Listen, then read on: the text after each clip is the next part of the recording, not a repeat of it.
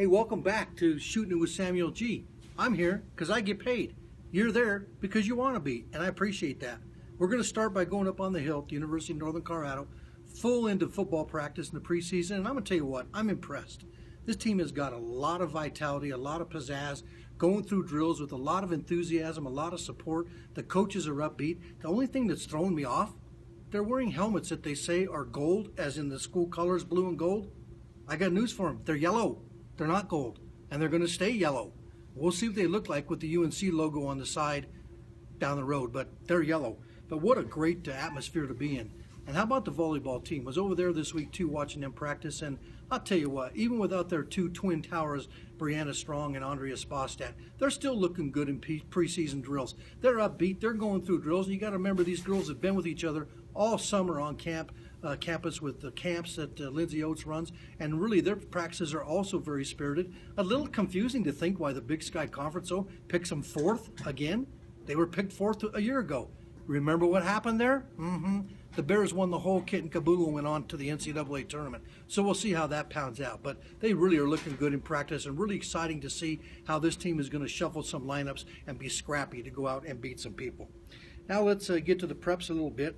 Practices were in full swing this week, starting on Monday, and that means golf, and more golf. And what it really means is we are now on the 10th year anniversary of the Greeley Central High School golf team that won the state championship down in Denver at Wilshire Golf Course.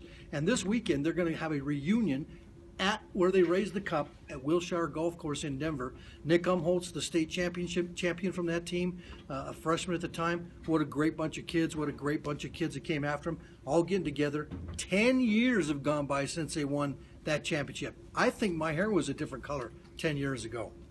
Let's stay on that, and let's get into some other things that we've talked about, and we're not going to talk about Deflategate. Okay? We're not. Actually, we are.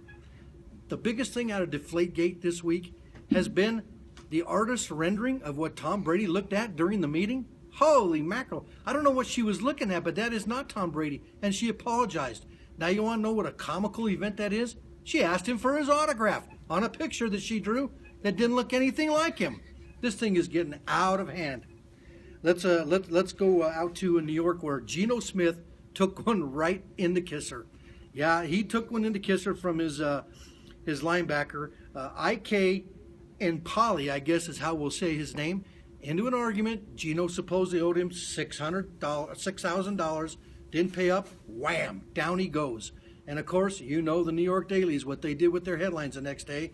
One of them said, yep, Rex gets a rope-a-dope. And the other one said, a jaw dropper. Well, Geno, I hope the surgery went well, and hope you're not sucking corn through a straw very long, but realize the Jets, still a team in turmoil. You talk about dysfunctional. They are the NFL's most dysfunctional franchise.